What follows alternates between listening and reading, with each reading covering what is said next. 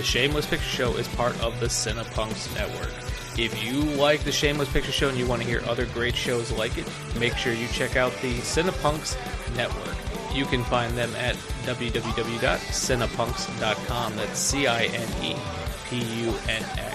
There's other great shows such as Cinepunks. There's The Carnage Report, Cinema Smorgasbord, Fat Girl Hacks, Loud, Fast, Philly, Tomb of Ideas, and Twitch of the Death Nerve, and so much more. If you like punk rock and you like movies, make sure to go to www.cinepunks.com.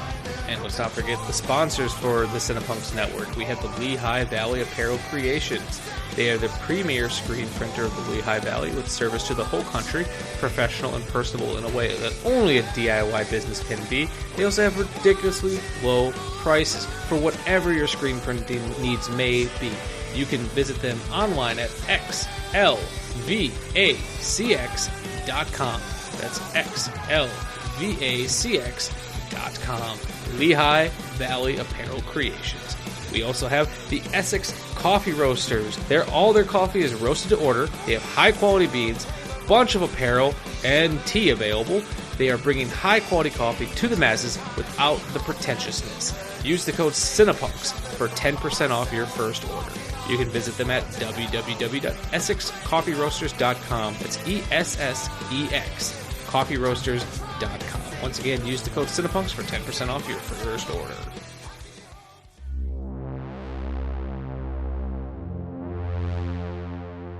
Warning! This movie podcast actually discusses movies. Be aware that it may discuss any of the following elements: endings, surprise twists, unexpected cameos, and all manner of spoilers. If this doesn't appeal to you, then why listen to a movie podcast? Without further ado, please enjoy our feature presentation, The Shameless Picture Show.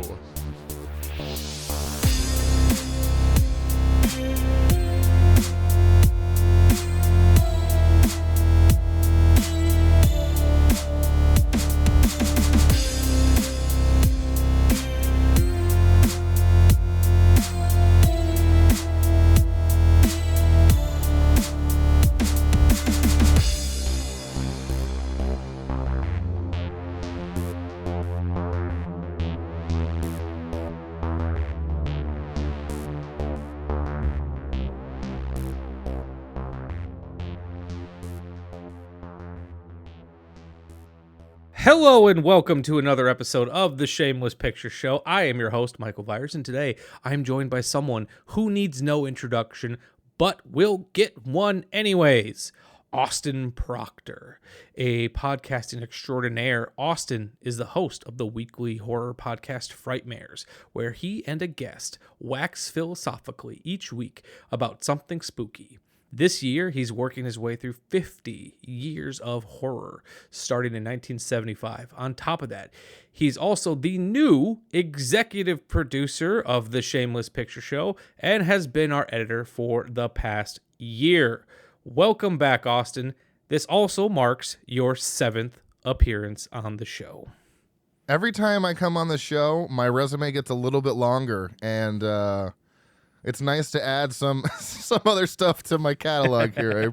I appreciate the detailed intro. I love it. I always try to figure out, like, how do I rewrite this intro every time so that way it's fresh, but also and that's probably I just got to keep giving you titles so that way you just keep adding to it. Yeah, it's I'm excited for season 9 here, you know. I'm pretty sure we kicked off season 8 with you and I doing Killer Clowns, if I'm not mistaken. We did. I actually have the list in front of me. We did Killer Clowns, yes. Okay. Which was still one of my favorite experiences on this show. I don't know, it's just that was such a fun time. We also did The Fly, both 1958 and 1986. I think that was my first episode on the show. It was. Me, you, and Nick. Season 5, episode 15. Whoa, season 5? Have I known you for that long? Yes. Oh my God. And I feel like we knew each other a little bit before that too. I think. Definitely, yeah. I think I might have been in season 4 at the time. Oh my God. Because I know the first episode we did together was like on my show was like 82, and I'm on 294 now. So Damn. good God. Holy. And then we did season 6, episode 5, just chatting with Austin Proctor. No topic, just chatting. Just chatting. Season 6, episode 10, They Live. Season 6 was a big season for you. You were on a couple times. Season 6, episode 11, RoboCop. RoboCop. Damn. And then season 7, episode 7, Raging Bull. That's right. Yeah. So yeah, I love the. We seem to have a running theme here of some boxing movies, obviously some horror movies, since that's my wheelhouse. But I think it's fun that we're tackling yet another. From the well, this is 79. Raging Bull was 80, but still same time frame. It's right around the. It's like it's weird. Like the 70s were like the boxing movie time period. Yeah. Or the 80s still kind of counts. Like 1980. That's just coming off of the 70s. I feel like that counts. Right. So let me ask you this before we get on to the topic at hand. So you've been doing 50 years of horror on Frightmares. Yes. And I think you're only up to 1977, 78? So me and you will be doing 77 this weekend. So yeah, we did 75 and 76. You're only 2 episodes in.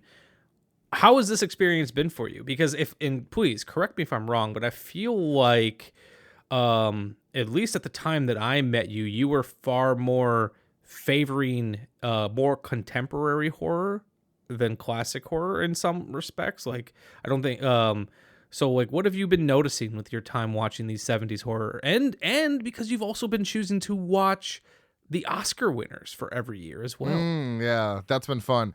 So yeah, I wanted to do this because it just felt like the right time. 2025, I was like, it's a good solid, it's a quarter of the way into the century. I was like, let's do the history of horror, go back to 75. Because I do typically prefer modern horror.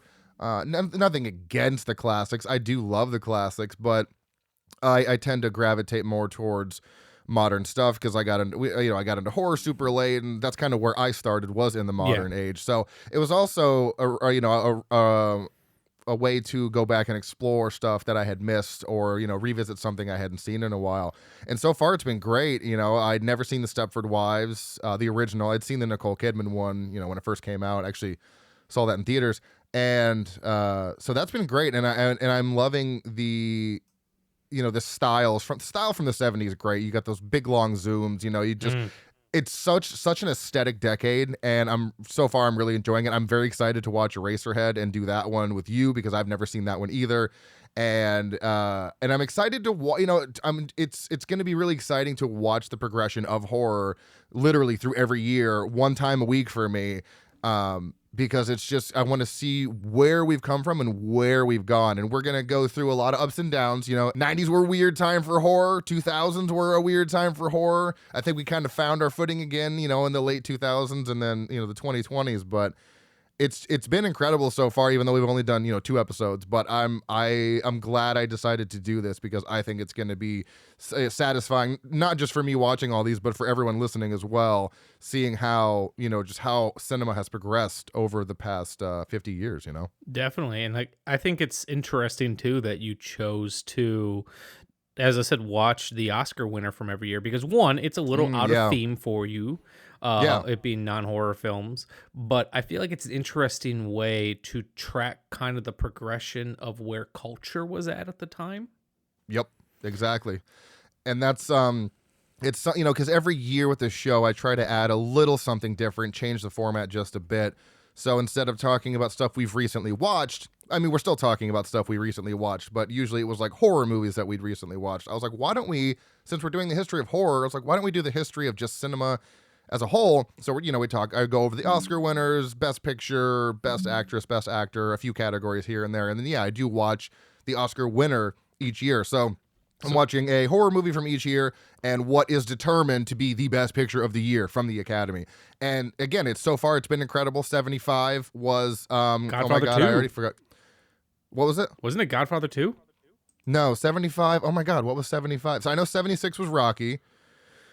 Oh my God, 75. What the hell? Oh, One Flew Over the Cuckoo's Nest. That's what it was. Oh, okay. Yeah, so, okay. And And I mean, most of these Oscar winners I hadn't seen One Flew Over the Cuckoo's Nest. Incredible movie. It was absolutely just incredible. I get it. No, Godfather was the year before. That's where I got it mixed Yeah, up. because you have to remember too that the Oscars are award. They do the awards in the next year for the previous year. Yes. So One Flew Over the Cuckoo's Nest, great. And I mean, and then funny enough, Rocky was the winner for '76, which is so on theme for what we were doing on this episode. And I was like, oh, this is just perfect timing. So I had never seen Rocky, and I watched that for the first time, and it was so wildly different than I had expected it to be, and not in a bad way by any means. I just figured it was a boxing movie, and yes, it is. But there's only 2 like boxing matches in the whole fucking movie. Yeah. You have him versus Apollo Creed, and then the one in the beginning, and other than that, it's like this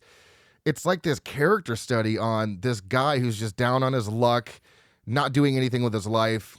No one's really got his back, and then he finally turns things around, and then everybody rallies behind him. He's like an everyman, and it was so tonally different than I expected, and I wound up just really enjoying it.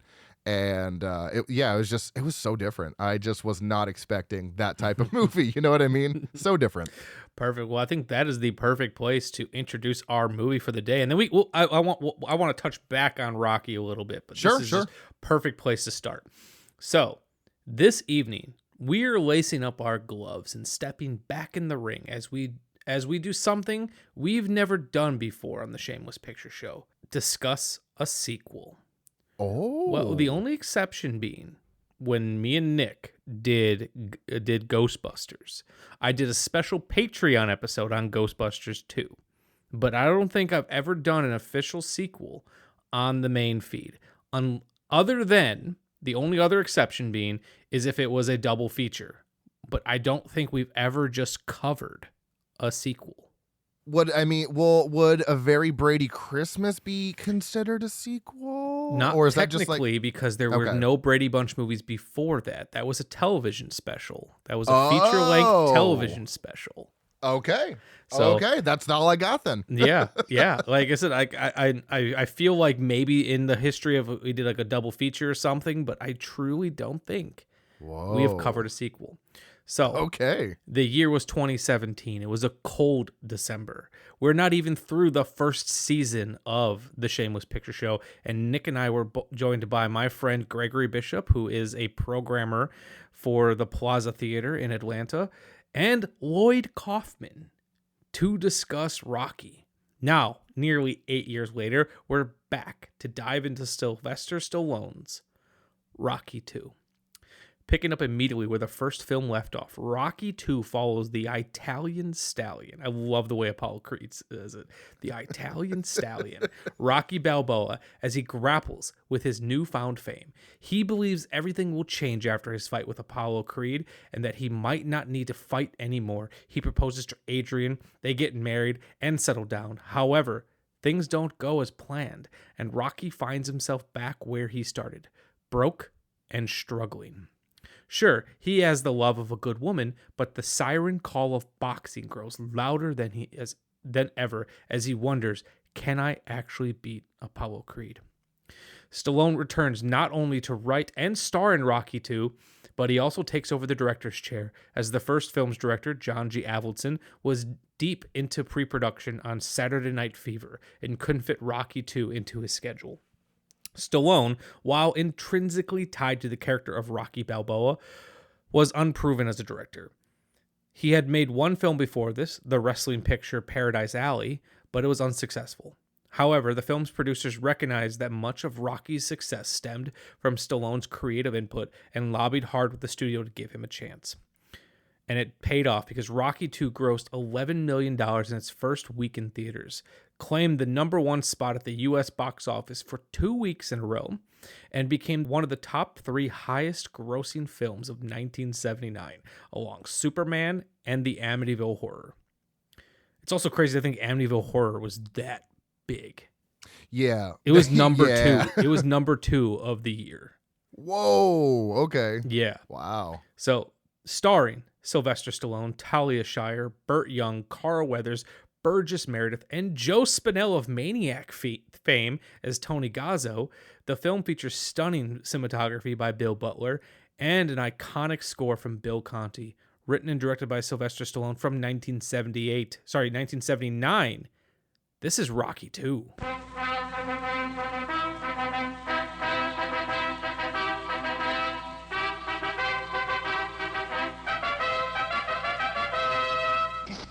Don't want to win, you know. He wants to bury you. He wants to humiliate you. He wants to prove to the whole world that it was nothing but some kind of a freak the first time out. Rocky, his whole life was a 1,000,000-to-1 shot, but he's about to show the world he's 1 in a million. Why don't you stand up and fight this guy hard like you done before? That was beautiful. Rocky 2, the story continues. I was wondering if you wouldn't mind marrying me very much. I do. Thanks. The love continues. You're the best thing ever come in my crazy life. Faster! Faster! The courage. The doctor said you shouldn't fight anymore. You recommended I don't fight, and I recommend that I do. The challenge. I want all of America, I want the whole world to see me destroy this man after 2 short rounds. Rocky, do you think you have a chance this time against Apollo? I don't know, he looks pretty mad. The hope. I never asked you to stop being a woman, you know. Please, don't ask me to stop being a man. The tears. He's gonna get hurt because of you. Well, if he goes blind, you walk away. I can't. I love him. You! The joy. He's really Oz? Adrian, I can't believe you've done this. The pain. Don't worry about nothing. You just sleep as long as you want, okay? I'm gonna be here when you wake up. The struggles. You go back to being a two-bit nut. The dreams. I think we ought to knock his block off. Absolutely. 15 rounds for the heavyweight championship of the world. I think you're going to see a real great battle in every sense of the word. That's what this fight is going to be. It's going to be a war. You're going down, man. You're going down. The most electrifying rematch in motion picture history. Rocky 2, starring Sylvester Stallone, Talia Shire, Burt Young, Carl Weathers, and Burgess Meredith. Rocky 2, the story continues.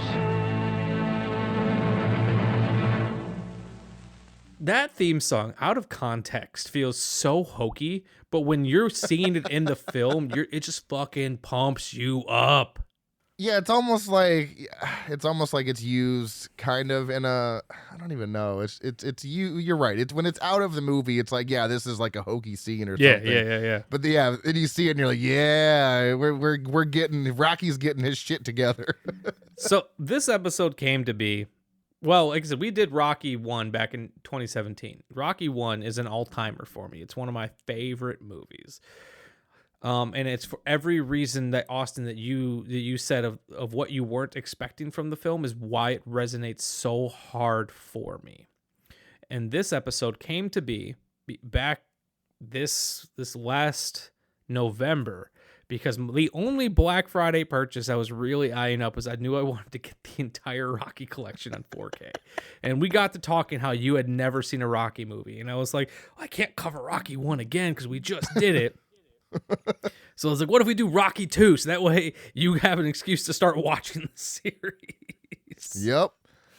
And here we are. Yeah, I bought the I was gonna get all 6, but I was like, you know, if I did, because I didn't really have the cash, so I went on Amazon and it was I don't know, it was on sale for like 27, and I didn't get it when it was on sale, and it went back up to like 42. But I ended up grabbing a used copy on eBay for like $26 for the first 4. Deal.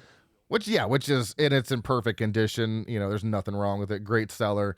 So yeah, it was an excuse to buy that and then go through them because I had never seen them. And I mean, after watching Rocky 2, I'm like, I'm fucking stoked to watch 3 and 4. And Sylvester wrote and directed those too. You know, or he did 3 and 4, right? And then the original director came back for 5. Yep.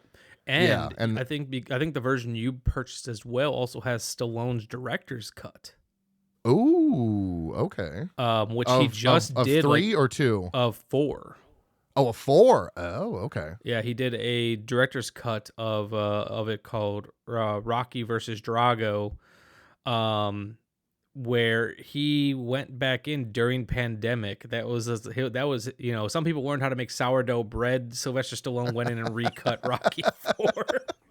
We all had our our things. And there's a fascinating documentary about it on his YouTube page. It's a 90-minute documentary where it's just Stallone sitting in a room with an editor and he just talks like ad nauseum about his philosophies on filmmaking. I love that. I do too. That's amazing. So before we move on, I ask you specifically what you thought about Rocky 2. You mentioned it a little bit, but tell me about you mentioned of Rocky 1. You just thought it was going to be an average boxing movie. So kind of like walk me through expectation versus reality a little bit. Well, yeah. So, I mean, with any kind of sports movie, that I've heard of or that haven't seen, you figure, okay, Rocky it's going to be about the sport. And it's just it was just so much more beyond that. It was so much more, like I said, a character study on the man himself going through everyday things, just trying to do something with his life. And that's why I think it was, I mean, I don't know if that was the expectation for most people going in at the time in 76. Like, oh, this is a boxing movie. I'm going to see a bunch of boxing. And then you just don't get that. But what you get is a very rewarding, heartfelt story. So it's almost this weird case of I'm not, like, I wanted a bunch of boxing, but I'm not mad at what I got at all. And in fact, I felt very satisfied and content at the end, even though fucking Rocky loses at the end, which I didn't even know. I love that text. Yeah, because Austin just texted me out of nowhere in all caps. Rocky loses. Like, wait, what? So that was and you're like, okay. So it really when he loses at the end, it's like it's not even really about the boxing at that point. It's about the story of Rocky Balboa and a section of his life that we are viewing. And it is, like I said, it was just a fascinating movie because, a lot of times if you have expectations that don't get met, you can be upset, you can not like the movie. But in this case, it was such a different feeling to not have the expectations get met, but still be extremely satisfied with the end result of the movie. It's something that happens very rarely. Yeah. Because like I said, if you build up expectations and you don't get a sliver of that, it can rub people the wrong way. But it was just such a change of pace for expectations versus what I got. And again, I just felt very satisfied by the end. I was like, that was a very well told story. And and I think it was perfectly paced too for a 2-hour movie. It was very well paced. Yeah. I was kind of worried when I was like, "Where's all the boxing?" How And then by the time the third act comes around, I was like, "Oh shit, this is almost over." Like, wow. It feels like you went to a restaurant and you were expecting to get a mediocre steak. Right. But instead you got the greatest cheeseburger you've ever had. You're like, I came in wanting a steak, and I'm sure that your steak would have been fine, but this cheeseburger I just got was fucking incredible. Yeah, that's a great way to put it. That's exactly what it was like. You're not dissatisfied. You're not upset. You're content, and you and you're like, and then for me, I was like, well, I'm ready for Rocky 2 now. Yeah. Really enjoyed that. So yeah, that's kind of where I'm at with the first Rocky. It's definitely something I'm going to watch frequently. I mean, I really enjoyed it. I didn't expect to, because I'm also not huge into sports movies. Me neither, actually. There's some I love, but Remember the Titans, love that movie. Replacements, I like that movie too. But I'm just not huge, and of course, like Happy Gilmore, but that's more of a comedy than sports. It's whatever. But, I'm not huge on sports movies, so I was already kind of a gamble for me whether I would like it or not. But then when I got what I got from the movie, I was like, yeah, I'm happy with that shit. I can see why it won Best Picture. So much of Rocky is just this lovable himbo idiot walking around just talking to people. And here's the thing, I've read the script. I know everything Stallone says is scripted, but he sounds just like he's talking off the cuff so much because of how confident he is. Like, I just love watching Rocky and Adrian on a date. Like, it's just so fucking sweet to me. It's just Rocky walking around talking and then training montages, but it works so fucking well. It does. It works. It works so well, and I think that is something that I really liked about it that I didn't realize until you just said that, because that's exactly how his acting came across in that movie. It's just it's scripted, of course, I'm sure, but yeah, it just felt like he was just bullshitting. Just I'm gonna make shit up on the spot. This is how we're gonna do it. But no, it just felt very natural. It just felt like a conversation that I would have with friends. You know, it just felt very natural, relaxed. It didn't feel like he was acting. No, which not at all. Sometimes, yeah. So, and, you know, I don't know. You know, he had done a few things before this. I think this was probably not Rocky 2, but Rocky. That was his first big movie. Am I correct in that assumption? I mean, I know he'd done. Look, let's see. So he'd done like 7 or 8 things before, but it's all like soldiers sitting at camp and yeah, party, yeah. and, He had done some little guests. stuff, and this is not including the pornography that he had made. That's right. I forgot about that. Oh yeah, the man was making some solid pornography for a while. And like, yeah, he had pretty much was getting a career as playing like thugs and such. Right. His biggest film was probably either Capone or Death Race 2000 before this. Okay. But realistically, he wrote this movie because he wasn't getting the roles that he felt he was capable of. Oh, he wrote the original Rocky. He wrote the original Rocky. He wrote that for himself. Oh, okay. I didn't know that. I knew he wrote and directed the Rocky 2. I did not realize he had written the original. Okay. You want to hear Very something crazy? Stallone wrote 27 movies. Holy shit. Yeah. Wow. The man's written some fucking shit. Yeah, who would have thought? But all of this, so it's worth mentioning as we transition into talking about Rocky 2. 1979, sequels weren't really a thing. They had existed. They were being done, but it wasn't a commonplace thing to have a successful movie and then go off and make a sequel. That's just not really what they did. So, but the Rocky was such a huge success. Right. Yeah, it was not really a thing. Like Star Wars obviously got a sequel. I don't know if it had come out yet because I think because I don't think Empire Strikes Back came out until 1980. And yeah, because New Hope was 77, Empire was it was 80. Yeah. So wow. And Star Trek the Motion Picture had come out in 1979, so it hadn't gotten a sequel yet either. So, like I said, there just wasn't really a lot of sequels.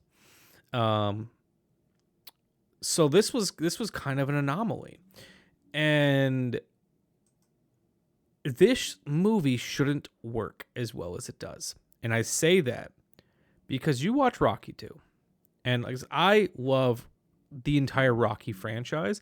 Rocky 1 just hits me on a truly emotional level, like that when Talia Shire playing Adrian walks in during Rocky during the end of his fight. It just makes me bawl. Just her subtle like acting that she does in that scene. But what's interesting about Rocky 2 is Rocky 2, 1, absolutely makes no sense in that they starts off at the end of the fight from Rocky 1.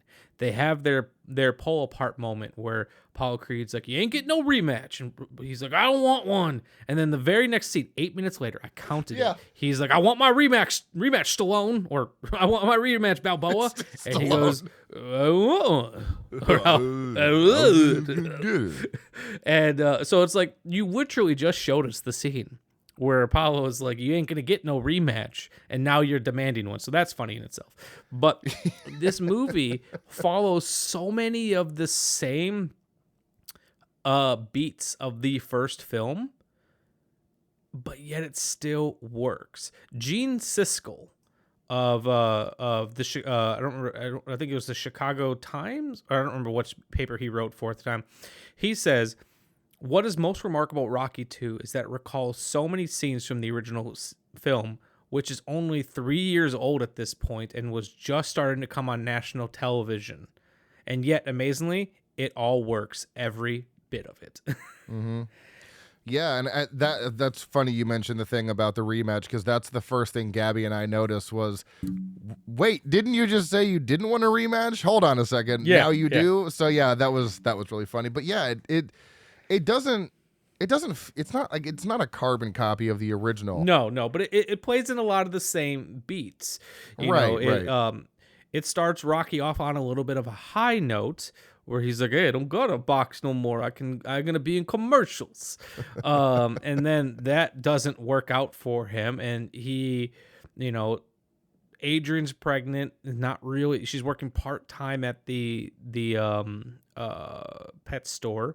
Rocky is working shit jobs. Probably all the money he has is going straight into making those mortgage payments work. And yeah, he's kind of in the same place he was in the first one. I'm sure his apartment smells better or his house smells better than his apartment probably did, but he doesn't have much until he finds his fire, and then he has a fucking incredible montage, and there goes the fight. It's interesting how much it plays off of that. But what did you think of Rocky? I feel like I've been talking a lot now. What do you think of Rocky? Oh no. First off, I have to say I am a big fan, despite the little continuity between wanting the rematch and not. Disregard that. I can't tell you how much happiness, like how much glee I'm filled with when a movie picks up directly after that. Oh my God, that's like one of my. So I was already in from like I was in from the first second. I was like, I love this. Picking up right where we left off, perfect. They have their little thing. He's in the hospital, don't know all this stuff. And I'm like, okay, so, and you know what I did, or what I didn't do was I didn't look up the summary for this at all. Okay. I didn't bother looking up anything. I didn't want to know anything. I was like, I'm just going to go for this ride because I genuinely don't know what are we going to do? Like, what's this going to be about? I don't know where this is going to go. And it was that was a very rewarding experience because I had no guesses or, maybe this will happen. I definitely didn't expect him to fight Apollo Creed again. That wasn't on my my bingo card there for sure. So going through the movie, I'm like, okay, this is so interesting because now they get married and they have their own little life, and then you see Rocky dip back down, and you're like, okay, he's kind of where he was in the first movie, kind of down on his luck. But in this one, it's a little different because in the first one, he really just wasn't trying. He wasn't trying. He was a thug. He was getting money from people for that guy, whatever. He was just getting by to get by. And now in this one, he is trying to do good. He's trying to get a job. He doesn't want to box because he's like, it hurts getting punched in the face 500 times. Yeah. So he's doing his best to try to make life work for him, Adrian, and their future baby. But it's not working. He gets all these jobs. He gets fired from one. Other guys are like, we can't hire you. Would you rather do manual labor? He's like, I'd rather sit behind a desk and collect a check like you, I want to do what you do. Yeah, I want to do what you do. I also do love when they ask, like, Rocky, how are you feeling? Like, right after his fight, he goes, I should have stayed in school. He's got so many great, like, deadpan one-liners in this one that I fucking love. Or when he signs the autograph, to my friend, who I never met. We never met. Yeah, he's like so funny, but he's not. It's like he's not trying to be. Yeah. So this one was. It was almost a completely different tone, but it still felt like the same kind of story. It's so hard to explain and to put into words, but I definitely think it was the right move not looking up anything because I had no idea where the story was going. I was in it from the first second, and I was just so curious to see how this played out. And by the end of the movie, again, just like the first one, I was satisfied. I was content. I was like, this was such a great story and a great continuation because obviously he wins at the end of this one, and it's so emotional. And coming down to the last second when he's like trying to get up on the ropes and then he's crowned the victor. It was so good. You know what I mean? It's like a complete opposite from what happened in the first one because he lost by a nail in the first one, and now he won by a hair. And it was, I'm just talking about it now. This is what I love. This is why I love podcasting and talking about movies, is you can just kind of relive some of those moments of the movie. And I'm smiling right now because I just love that movie. It was such a fun experience. And again, I'm so excited to continue the Rocky journey through 3, 4, 5, and 6, and even go watch the Creed movies too. Yeah, so. and it's interesting too because you're absolutely right. It almost feels like a different genre, but not so far removed that it feels not in the same world. So John G. Avildsen, when he directed Rocky 1, I thought he brought so much humanity to that character. And I think the way that he puts a scene together and the way that he works with his actors, he creates something very naturalistic. And I think Stallone learned a lot from Avildsen making that film, because he definitely brings some of that in. But I love that Stallone allows there to be humor. Mm-hmm. He doesn't mind making Rocky look like a dork. You know, like those commercials when he's like dressed like a caveman. Like, and Stallone, like the character of Balboa, is like, hey, it's the way you make this is how you make your money. Like, it's not until that he starts getting talked down to that he has a problem about it. And I also love too that to watch Adrian's progression, where she was so quiet and timid in the first film, and she still has that, but Rocky brings so much personality out of her that I love that when everyone's like, oh, you look great, Rock, when he's dressed like a caveman, he goes, I look stupid, don't I? She goes, yeah. Like, yeah, she says, yeah, that was so great. Or like, I also love when this really sweet scene when Rocky's in bed reading to her, and she goes, you read well, and she goes, and you lie well. Yeah, you lie well. Yeah, that was good. It was like, I love their relationship, and I like his proposal to her at the zoo. I think is one of the sweetest fucking things. What are you doing for the next 40 to 50 years? Hey, come over here. Let me talk to you. What are you doing for the next 40 years? Like, he takes what works so well about that first Rocky, does it again without feeling like he's repeating himself. Yeah, I agree, because it does feel so it feels so similar to the first one, but also so vastly different. Especially with the relationship, because obviously in the first one, they're not, Rocky and Adrian aren't together the whole time. They get together towards the middle-ish part, or even towards the end. But in this one, they're together from the beginning, and it's crazy to see how much Adrian is carrying around. Like, she's carrying around all this worry for Rocky and stress and, wanting him to succeed. She's like just bearing the load for him while he tries to figure this out. And you can see it on her face throughout the entire movie. And because I kept looking at Gabby, I'm like, what is wrong with Adrian? She just does not look happy. She just does not seem like herself, but it's, she's pregnant. She's got all this shit going on, and she still manages to go back to work to help out. Like, she is such a genuine person. And even her brother shits on her at one point in the movie and starts yelling at her in the store. And it's like, can we not yell at Adrian, please? She's probably the most wholesome person on this planet. Let's just treat her nicely. She's going through a lot. All right. Yeah.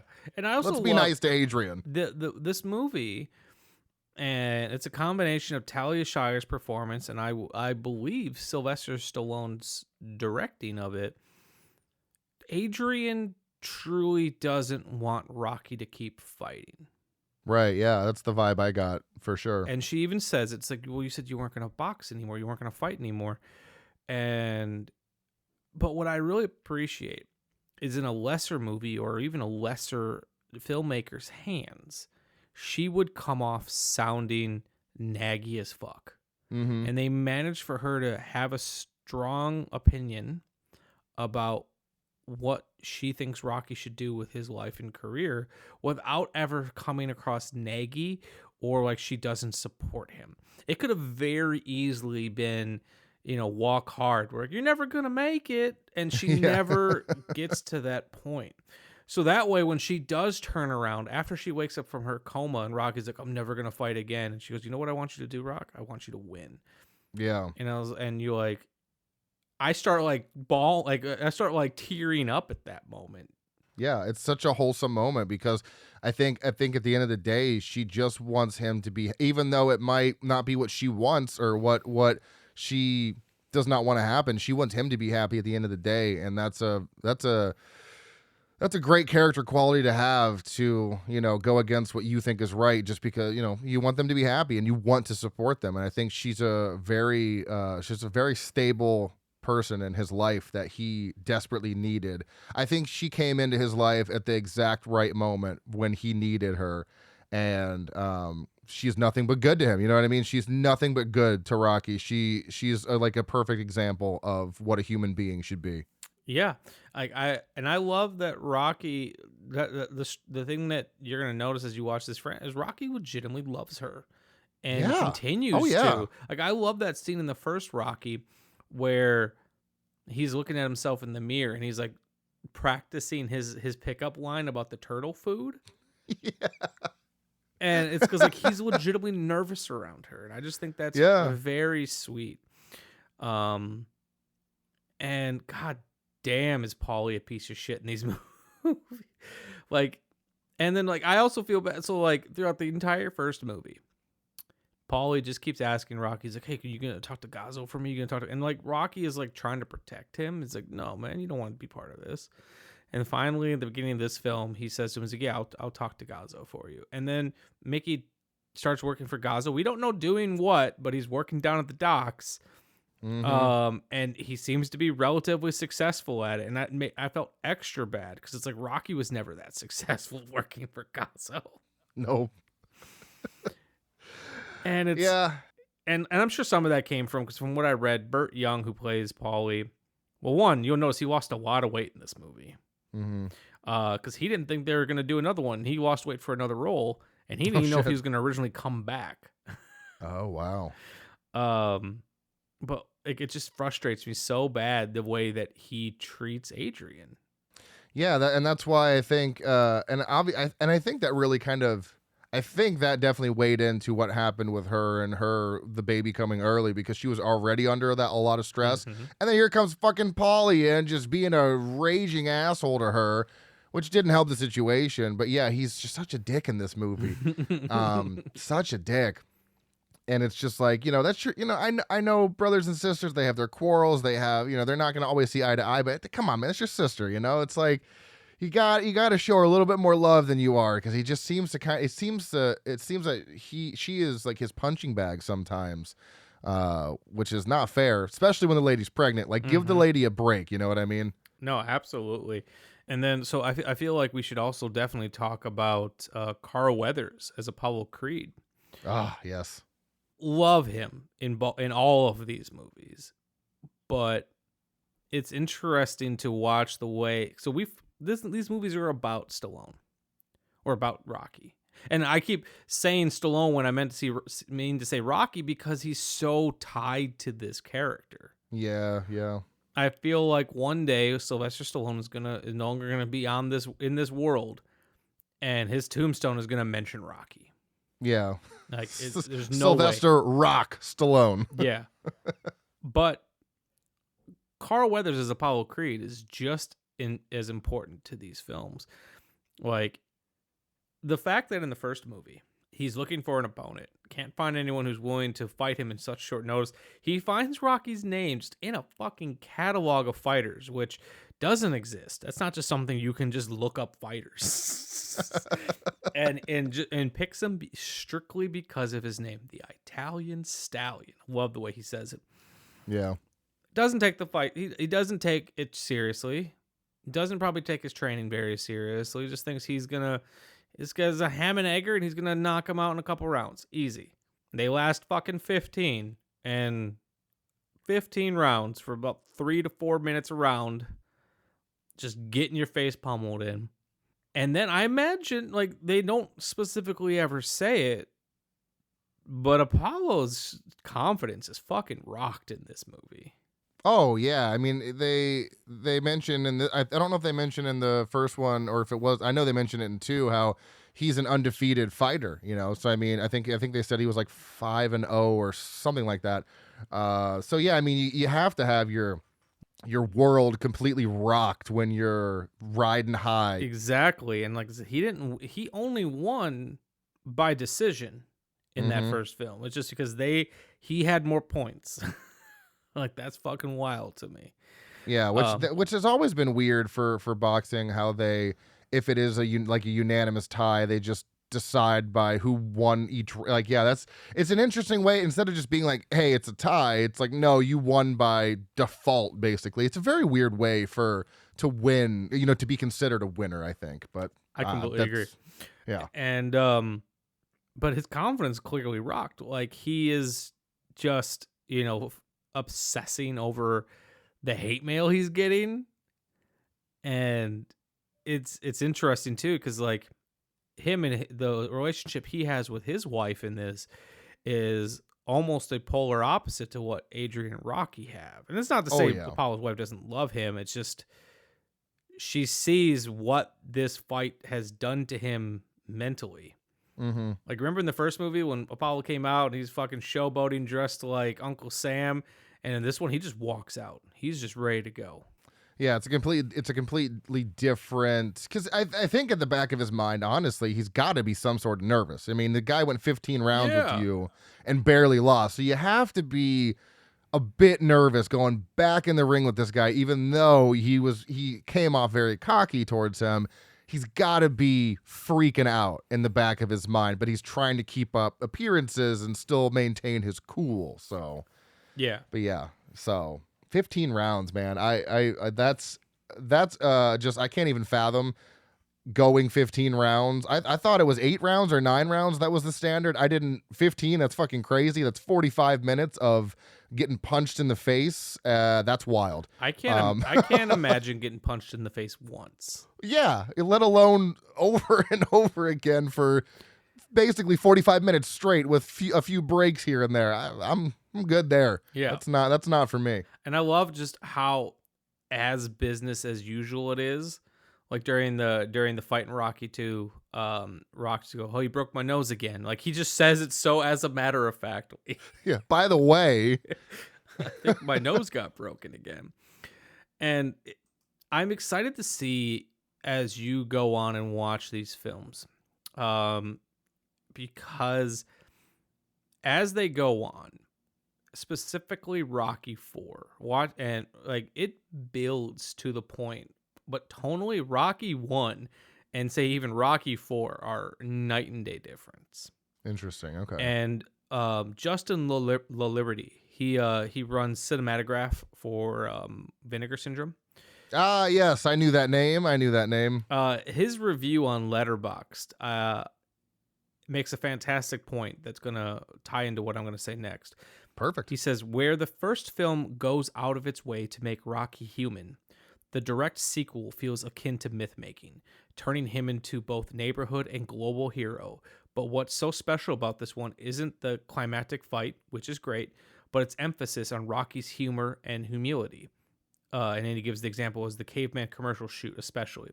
And the shared moments between he and Adrian, like the zoo proposal and the "you did it" after finding out she's pregnant, which would feel like filler in almost every other series entry, yet feel entirely genuine and indispensable here. And I mention that because he touches on something in his opening sentence where this feels like myth making. It is, there's all of these films have fantastic training montages.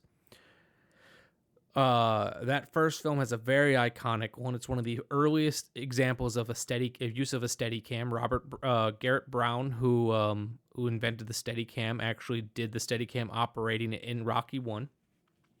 But think about Rocky 2 when he's training and he has this whole neighborhood of children following him, which is so funny. It's like I said to Amanda, it's like Rocky Balboa, a friend to children all over.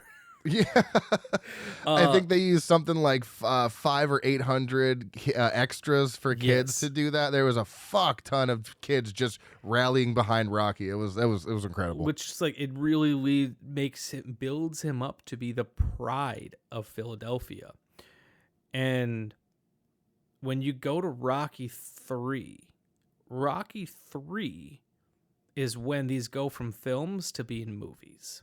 And that's not necessarily like in a derogatory way, but Stallone kind of runs with that larger than life myth making mentality and keeps running with that. And like I said, I don't think the way this film builds up to it feels completely natural and organic, but it is interesting how different they become than that original entry. And then when John G. Avildsen comes back for Rocky V, he tries to return it back to that feeling. Okay. And I think the same thing with Rocky Balboa and so on and so forth. So it's like it gets to a certain height, and then they try to. It's like I like the entire franchise. I actually like Rocky V, which is a very controversial opinion because some people really don't. But when Rocky IV is like one of the biggest movies of all time, it's a very hard movie to try to follow. Okay. So all of this to say, it's really interesting to watch the way these films transition, and I think Stallone is laying the groundwork for how he sees the character going forward. Okay. Yeah, I'm definitely excited. I'm going to try to kind of space them out on the watching because I watched the first one back in like December. Like I think I watched it actually on New Year's Eve, which is funny because it takes place like the fight is like on New Year's Day or some shit. Oh, yeah. So that was funny. January 1st. Yeah, January 1st. And I was like, oh, this is weird timing. And then I just watched 2 a couple days ago. So I'm going to try to space them out and kind of, enjoy them and sit on them and, think about them and stuff. I don't want to just boom, boom, boom, knock them all out. So, which is weird because usually if I find a franchise, it's like, how quickly can I watch them? But I'm like, I just want to take my time. I'm in no rush. You want to savor these. Yeah, there we go. Savor them. Yeah, I want to savor them and just enjoy them. And, I'll do one every week or 2, you know what I mean? Like, or maybe even, a month later. But yeah, I'm going to take my time with the franchise because I do really want. I've been enjoying it so much more than I ever thought I would. So I'm like, let's just hold on to this moment because it's important for me, at least for me, to have those experiences with movies. And I'm like, I like this. Let's keep this going. So that's my plan going forward. I'll probably watch Rocky 3, maybe next week or the week after, and just go down. There's 6 of them, so I got some time. And then even the wife was like, hey, we got to watch the Creed movies after that. And I was like, yeah, that sounds great. I'm a huge Michael B. Jordan fan, and I think Stallone makes an appearance in those as well, if I'm not mistaken. He does. So can I pitch to you how I think you should watch them? Oh, absolutely. With yes, please. Oh, right. So let me pull up the years of these films so this makes sense. You are in a very opportune time to watch these because you are working through cinematic history. Ooh, I already like where this is going. So, Rocky 3 comes out in 1982. You're going to be having an episode coming up in the near future about 1982. Okay. Perfect. 1985. 90. So Okay. then they start spreading them out a little bit. Yeah. And this is an interesting way that, this will also tie into the Creed franchise because then you can knock them all out before the end of the year, because then it goes 1990, and then you're going to take an extended break. You're going to have some time to kind of sit with Rocky and remember him as he was, because then it's 2006. Whoa, okay. And then you go into Creed, where it's 2015, 2018, 2023. So you can knock them out all. I like this. Year. I like this. Space them out. Watch them around the same time I'm watching the other movies. That's a great idea, actually. And then by the end of the year, I'll be complete in the Rocky and Creed universes. So I think that's actually a fantastic idea. And I'm gonna have to go ahead and do that. Honestly, yeah, I'm gonna do that. Yeah, I think I'm trying to do the same thing. I'm gonna kind of pattern it off of, because I know I'm gonna be on your show a couple more times this year. So oh yeah. Oh yeah, I'm excited for that. All right, cool. I'm gonna have to do that. So I want to ask you before, as we start slowly winding down from the high of Rocky 2, you had said to me while when you were watching this, which I love when you text me real-time updates. Live text, yeah. You told me you weren't expecting to feel things while watching Rocky 2. What was that moment that made you feel that? Walk me through your emotional state as Rocky 2 was going on. Let me see here. I gotta get my. There we go. I wrote it down. So yeah, I did first. So for a while, I guess I must have missed the part where they said Adrian was pregnant because I'm like, is she pregnant or something? Gabby was like, yeah, they said that. I was like, oh, okay, fuck, my bad. So I guess I just missed that. But it's when she, she's pregnant, she's struggling, she's going back to work, and I kind of got the inclination that something might happen, because she's going back to work, and I was like, it's not good for a pregnant woman to be, especially doing the labor there at the pet store, and with all the stress she's already got worrying about Rocky, I was like, something's gonna happen. So I was already kind of worried for her safety, but then she gets rushed to the hospital. I'm like, oh my God, the baby. What's happened to where's the baby? And, because as a father, that's where my mind goes first is the baby. And I'm like, oh my God, the baby is like miscarried or some shit. And they're waiting in the waiting in the hospital room. They're like, okay, the baby's fine, a little premature. I'm like, oh, whew, crisis averted. And then he's like, oh, where's Adrian? It's like, well, there were complications. And I'm telling you, my heart sank to the floor. I was like, oh my God, Adrian is not about to die right now. So I'm expecting the worst. I'm like clenching my pillow. Like, I swear to God, if Adrian dies, I'm going to fucking write this. Yeah. Stallone's performance throughout all of that. Incredible. Oh, incredible. And that's where I started to feel things because I was like, I'm going to write this movie off if she dies. But it's like, oh, she's in a coma. And I'm like, that's still not great, but okay, she's here. I guess that's better. I guess that's better, but honestly, it just feels worse because then they could just still kill her off. And I'm like, oh, so I'm like an emotional wreck. I'm like, oh, not Adrian, please. Why not Polly? So, Rock comes in there and he's just gives that just, oh my, I don't usually cry at movies and I'm sitting there and I can feel tears just welling up in my, and I'm like, from Stallone? This is crazy. So I'm sitting here just like, oh my God, he's so heartbroken. I'm sure he probably feels like this might be in some way his fault, not making her, but having her go back to work. It is such an emotional and just powerful scene. I was like, oh my God, I did not expect to feel like this watching this movie. And it was just a roller coaster of emotions for like 5 minutes, wondering what was happening. Please, I need to know now what's going on. Is she going to wake up? Like, oh my God, it was just a whirlwind of ups and downs there for a second. So that's when I was like, oh my God, I didn't expect to like feel things. And then you're like, wait till the end. And then the end comes and you're like, I did it. And you're like, oh my God, it's so fucking wholesome. And of course she's not there. Sadly, she's watching from TV, but just like, man, I didn't expect to have such emotions in this movie. It's crazy. So like I said, all that with Adrian in the hospital and then Mickey kind of consoling him in the most Mickey way possible, which is not even that much. But being there for him, because even they have a contentious relationship, but I do believe Mickey cares about Rocky. He just doesn't know how to show it. And but unrelated to that, I do love when Mickey comes to his house and he's just like, we got to knock him out. Yeah. Like there's so many good funny parts in this movie. Yeah. It's like, I don't know if that was the intention. I think it was. But when there's just so much weight going into this fight with Creed. Mm-hmm. Because to me, granted, I'm not a boxer, but I almost feel like my first instinct is to be like, well, going into this fight, not knowing what you're getting into is clearly scarier. But it's like, no, I think knowing what Apollo Creed is capable of, because Mickey has talked so many times throughout this movie about how dangerous of a fighter Apollo Creed is, and he is the superior athlete in a lot of ways. And like they have so much going into this. Like hell, Rocky didn't even think he was gonna that he hell, a couple weeks prior, he thought his wife was fucking dead. Right. I mean, shit. So like to the point where when they have that big moment when Creed gets knocked out, and not like not a TKO, it just I love how close even this fight was. Rocky just happened to get up a little bit faster. Yep.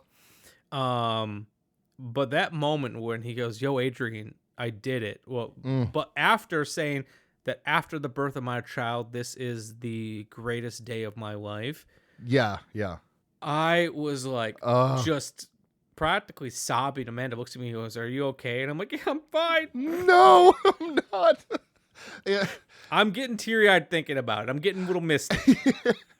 It was frustrating, though, for him to not. I mean, he said, "Adrian, I did it," but it would have been. I was hoping he would say, "Adrian, I love you," or something. He didn't, but that was such a heartfelt moment when he was like, after the birth of my child, this is the great. Like, oh God, just hit me right in the gut with those feelings I wasn't expecting to have in this movie. Oh my God, it's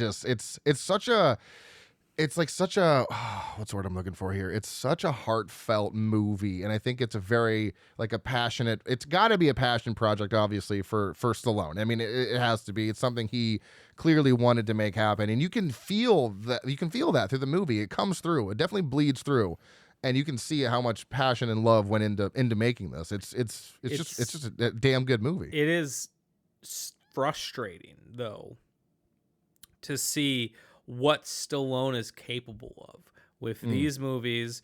The first Rambo film, specifically, not necessarily the sequels, but the first Rambo film, things like Copland, it is frustrating to see how good of an actor he can be, but how rarely he uses it.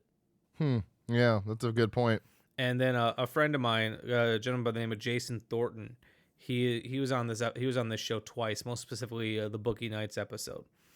He said something that really, I think, is interesting.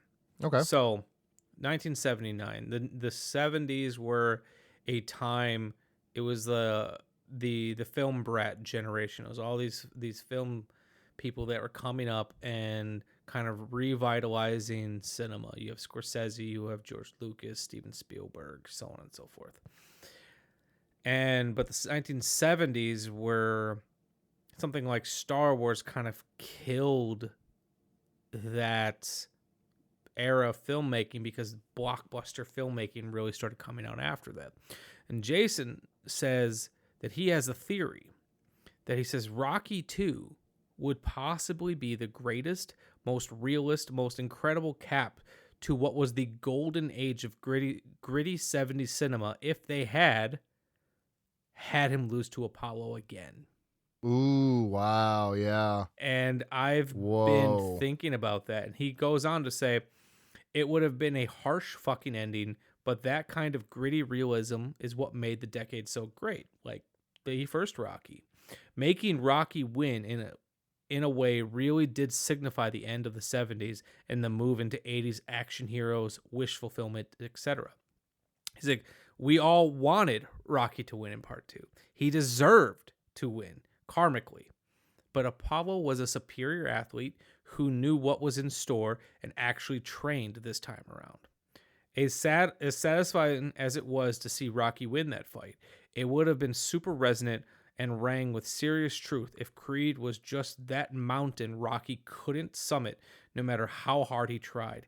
And that kind of harsh truth 70s cinema gave us so often super authentic and satisfying in its own right, arguably on an even deeper, more meaningful level. And I have not stopped thinking about that.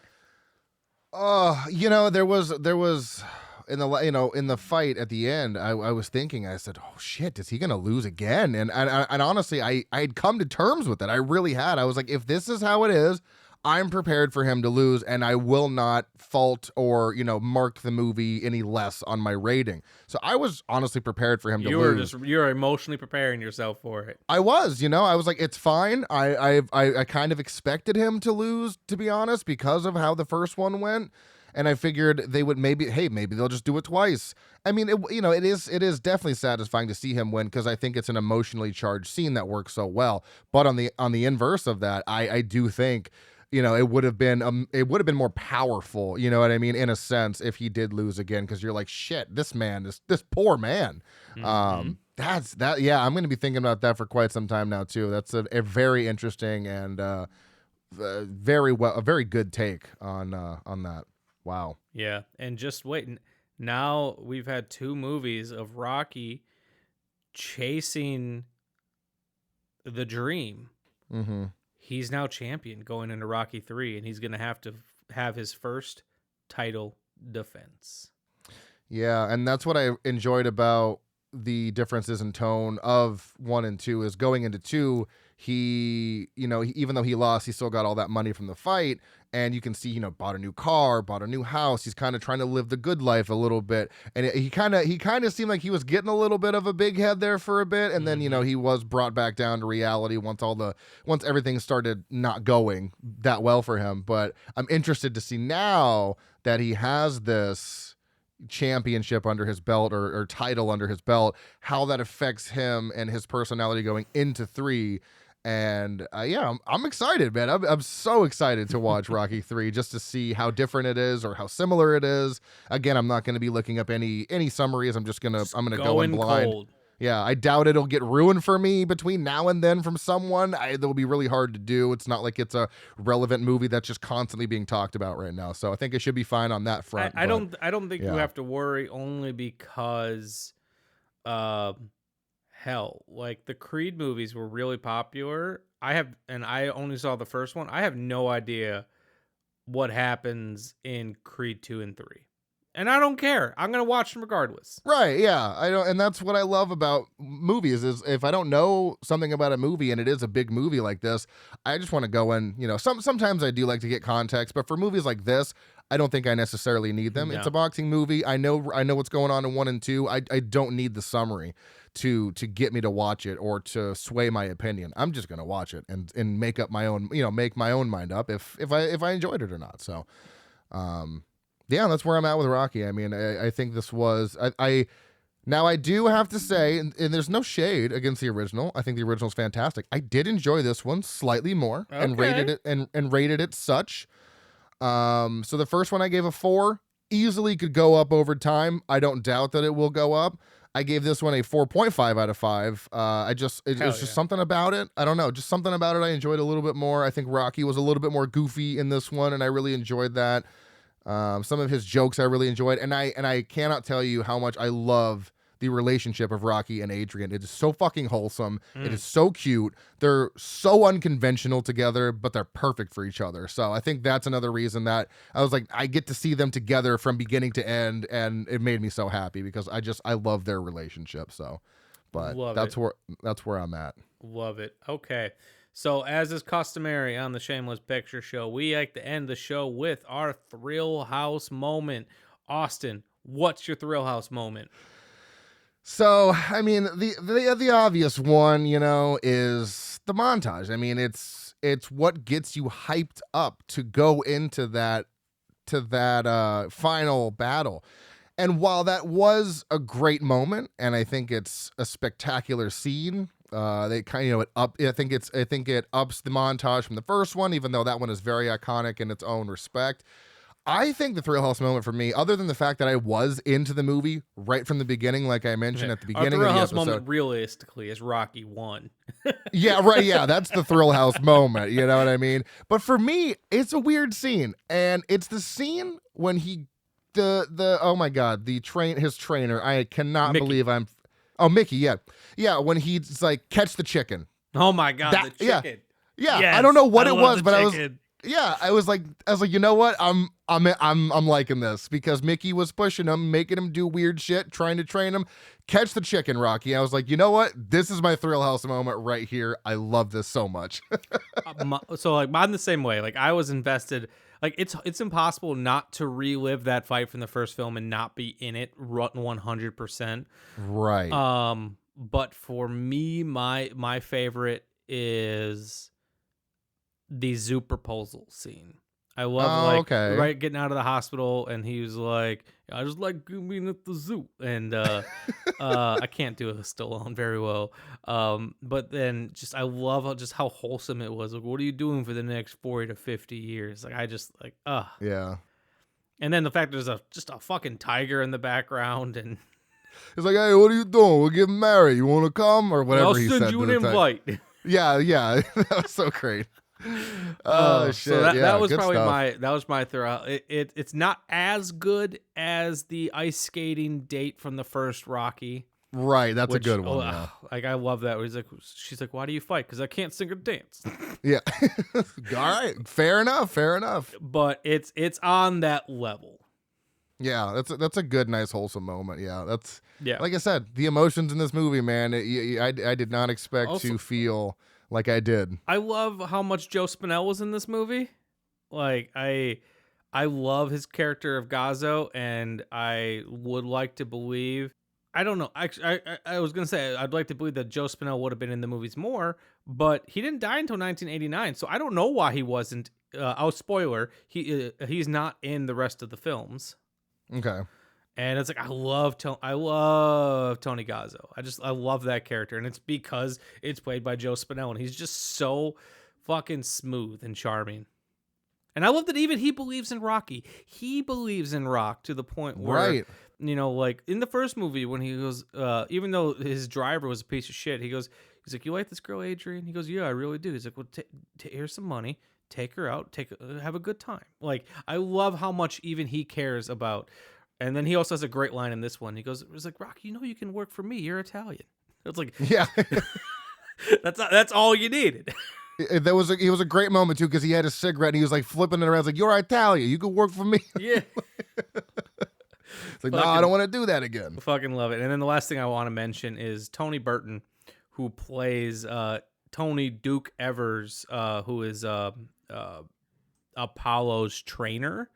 Okay. His performance during the ending fight, where he's like he's crying because of how Apollo's getting the shit kicked out of him. Like, man, that was getting to me. It's like, shit, he really cares about it. He really cares about Apollo. Yeah, he's like, get off him. And you can see he was like welling up there because he's wants Apollo to not die or lose.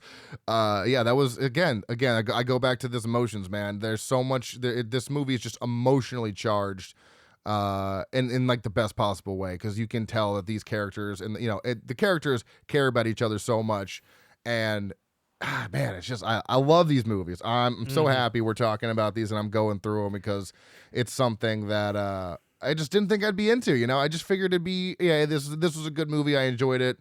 Off to the next one. But I'm like just so damn excited to continue and do it in the way that you suggested because that is a brilliant idea, my friend. Yeah, because then like I don't know, I feel like you get an appropriate amount of time in between each film. Yeah. I dig it. Anything else you want to talk about before we wrap up on Rocky 2? I guess the only other thing that I had to say was, as much as I love Carl Weathers, I just, for me, I know him most from Happy Gilmore. So there were times where I'm like, Yeah. there's times I'm like, oh, it's hard to take you seriously sometimes. And that's not his fault. That is a total reflection on me. But yeah, sometimes I was like, I just know you as Chubbs. I know you as the goofy golf guy Chubbs. Because that's really all I've... Yeah, all in the hips. So it's sometimes I had to like center myself. I'm like, dude, it's not just get that out of your head. He's an actor. I had to like center myself. But other than that, I mean, that was really the only I'd say problem I had. Is I was like, man, I can't take him seriously sometimes. But again, that's not a reflection of him. That is totally on me.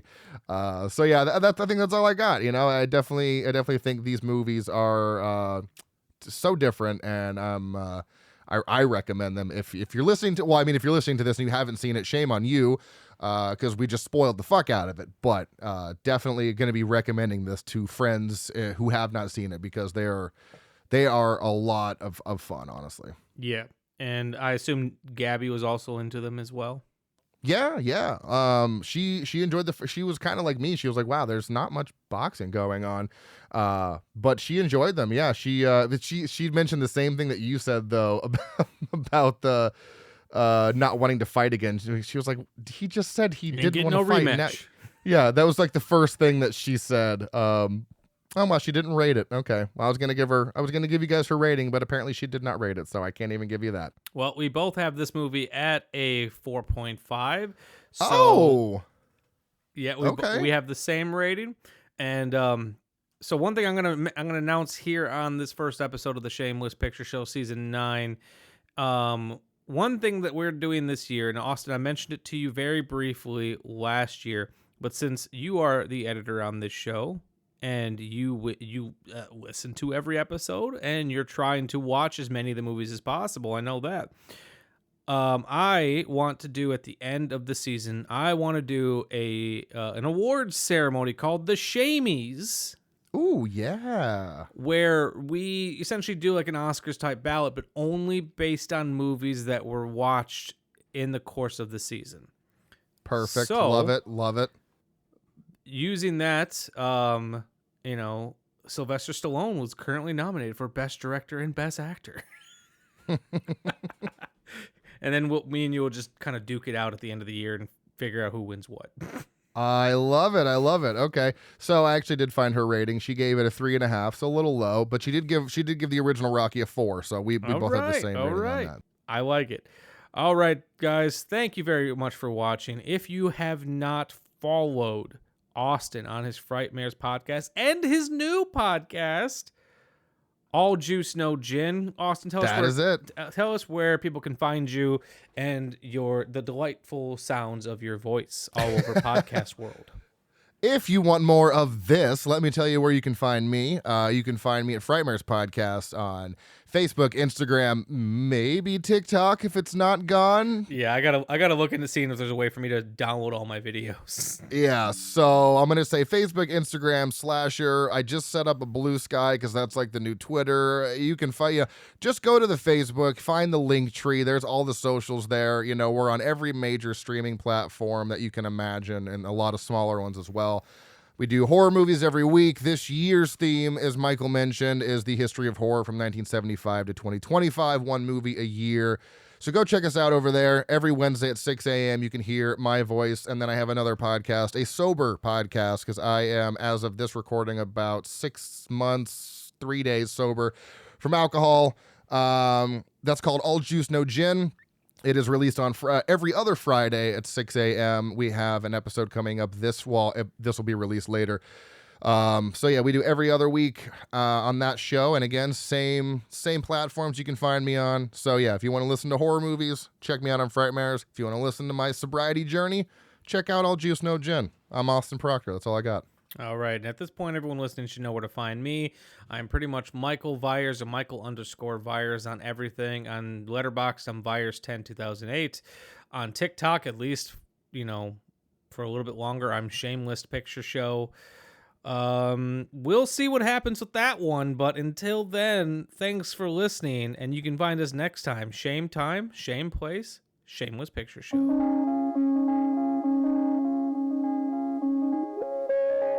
The Shameless Picture Show is a proud member of the Cinepunch Podcast Network. The show is recorded in Milwaukee, Wisconsin, and is hosted and produced by Michael Viers. The show is created by Michael Viers and Nick Richards. The Shameless Picture Show is edited by Austin Proctor of the Frightmares podcast. Amanda Viers is the show's graphic designer and a big help behind the scenes. Our theme music was composed by Austin Proctor with narration by Nick Richards. The end credit music you're currently enjoying was generously provided to us by the band 10 Speed. And an extra special thank you to all our Patreon supporters and to our generous sponsors. You can find us on Apple Podcasts, Spotify, Amazon Music, Audible, iHeartRadio, and directly at Cinepunch.com.